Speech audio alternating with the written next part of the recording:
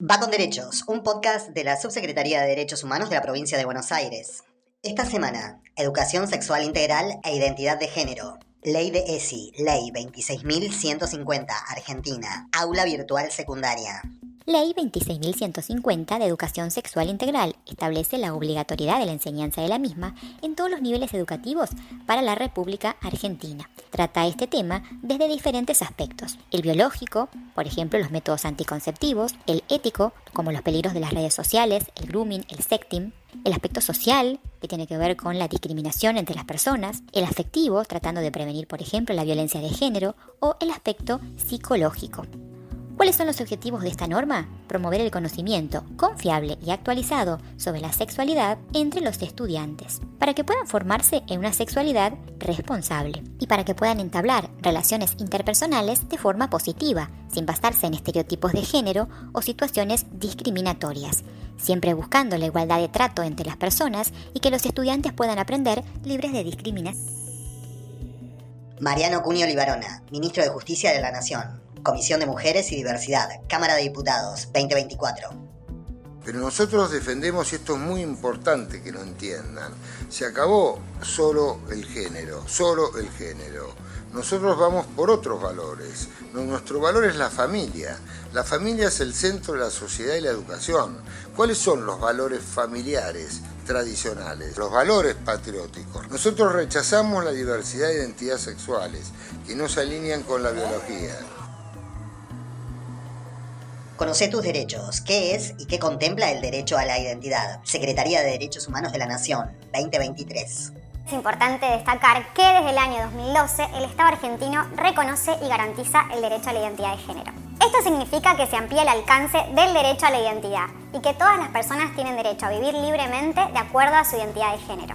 Género, sí, son eventos subjetivos. Un minutito, señor ministro, discúlpeme. Yo la verdad que le agradezco que haya venido, pero usted, una cosa son sus opiniones personales y otra cosa es la ley. Usted es ministro de Justicia, usted está obligado a respetar las leyes del Estado argentino, no importa lo que usted piense. ESI, Aprender para Decidir, Identidad de Género, Canal Encuentro. Si hablamos de género, te impone una especie de carnet de identidad que deberías conservar para siempre. El del sexo biológico asignado al nacer. Pero a esa identidad etiquetada de antemano le falta lo más importante: la forma particular que tiene cada persona de sentir su género. Género que se puede corresponder o no con el sexo asignado al nacer y que se establece por el conjunto de características biológicas. Pene, vagina, hormonas, cromosomas. Características que determinan al macho y a la hembra en la especie humana. El sexo de las personas es considerado como un hecho natural, biológico, que no cambia. Bueno, aunque hoy no es tan así. En el caso del género, nos alejamos definitivamente de la biología. El género es una construcción social y pueden existir tantas vivencias del género como identidades hay en el mundo. En nuestro país también hay una ley, la 26.743.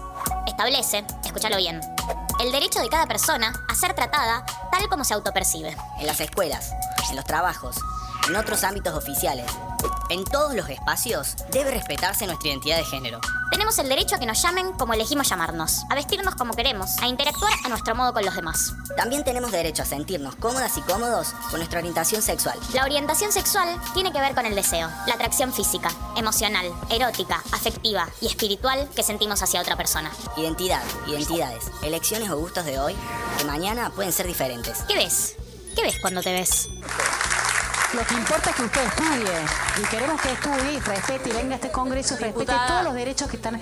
No, espérese que no terminé de hablar.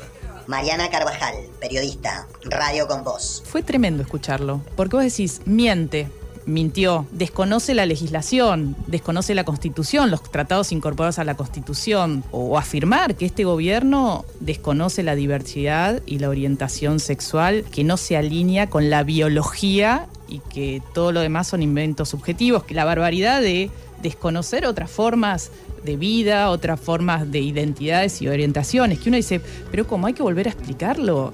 Genera mucha violencia. ¿Qué tipo de políticas está desarrollando, va a desarrollar este gobierno para enfrentar la violencia por razones de género. Bueno, primera definición, la violencia no tiene género, que es algo que viene sosteniendo este gobierno, es la negación de la existencia de la violencia por razones de género, que es gravísimo, que también es desconocer la ley, pero no solo en Argentina, es a nivel mundial. Y que él dice, ¿qué es lo que hace? Todo refiere al Código Penal, que esto es grave también, porque no se resuelve con el Código Penal la violencia de género. Sabemos que es estructural, que tiene sus bases en la desigualdad entre mujeres y varones, que hay varones que consideran a su pareja, a su expareja o una jovencita que sale de un boliche como parte de sus posesiones, que tiene que ver con esa trama cultural, que esto también es importante y es grave y hay que señalarlo. Fue acompañado por un séquito de aplaudidores y también estaban en el chat de la transmisión, que son gente identificada con un movimiento que sostiene que las denuncias de abuso sexual infantil, que generalmente hacen niñas, niños contra padres, son falsas. Son movidas por las madres, con esta idea de que les lavan la cabeza. Cunio Libarona sabemos que era el defensor de Alperovich, del ex gobernador condenado por violación. Digamos, dejó esa defensa cuando lo nombró Milei. Bueno, digo esto por el contexto. Ahora, ¿qué es importante? Estoy hablando de esto. No, boludo, esto está textual de lo que estoy hablando. Porque era tal la barbaridad que estaba diciendo entre el rechazo... Me parecía sorprendido de lo que había leído incluso. Claro, entre el rechazo a las identidades y orientaciones de género y esta cuestión de insistir la familia como un único modelo de familia, que falta que nos digan que somos enfermos, que volvamos a la patologización de las identidades de género. Pablo decía, mi familia, yo hace 14 años estoy en pareja, ¿qué tiene mi familia de Sí, es como que es muy difícil tener que explicar todo esto. Esto está en la Constitución, la Biblia, el Corán, la ciencia, la naturaleza del ser humano. Y son posturas. Este discurso lo que habilita también son los discursos de odio, la discriminación hacia personas que tienen una identidad sexual diferente a la hegemónica, ¿no? O sea, me parece que es gravísimo, no podemos aceptar pasivamente este tipo de discurso. El candidato a la Corte, García Mansilla, es un referente antiderechos, lo sabemos, está en contra del derecho al aborto. Digo, esto también hay que decirlo, las organizaciones feministas se han pronunciado. Rechazamos muchas cuestiones y nos paramos en la igualdad. La Constitución, acá hay que castigar la violencia sin género. ¿Qué ves? ¿Qué ves cuando te ves? Estela Díaz, ministra de Mujeres y Diversidad, Provincia de Buenos Aires. Todo este ruido, Radio Provincia. Caso Tehuel de la Torre, fallo histórico. Muy importante. Bueno, creo que es el primer fallo del país que reconoce el homicidio de un varón trans, que incluye el agravante del odio de género, tal cual se estableció en el Código Penal. Y además después se incorporan también con mucho detalle en el fallo la explicación del odio a la identidad de género, tomando los tratados de derechos humanos, la legislación vigente, las actitudes ligadas a esta cuestión que demostraban el odio de género como uno de los factores que motivaron el homicidio y la desaparición del cuerpo. Y lo importante también, que es interesante analizar, es que destacaban que la posterior desaparición del cuerpo constituía parte de este contexto de odio de género, porque además no le permite a la familia procesar el duelo. ¿Y cuánto sabemos nosotras en la Argentina lo que significa la desaparición forzada, no? ESI, Aprender para Decidir, Marco Normativo, Canal Encuentro. Tal vez para vos es raro entenderlo como un avance, porque creciste en una escuela que garantiza tus derechos. Pero participar de propuestas que hacen foco en la sexualidad, en la perspectiva de género y diversidad... Que exista un programa nacional de educación sexual integral... Eso es terreno ganado.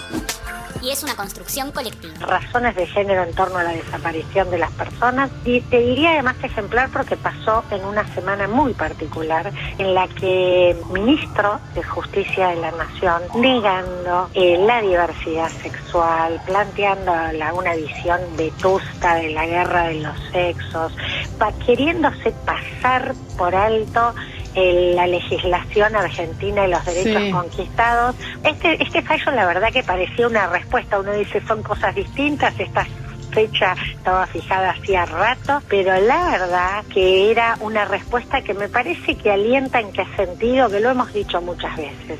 Milei ganó la presidencia de la nación, tiene una visión ideologizada, dogmática, antiderechos, pero en la Argentina los derechos siguen vigentes y hay que cumplirlos, y este fallo es un ejemplo de eso. Va con Derechos, una producción de la Subsecretaría de Derechos Humanos de la Provincia de Buenos Aires. 2024. Democracia para siempre.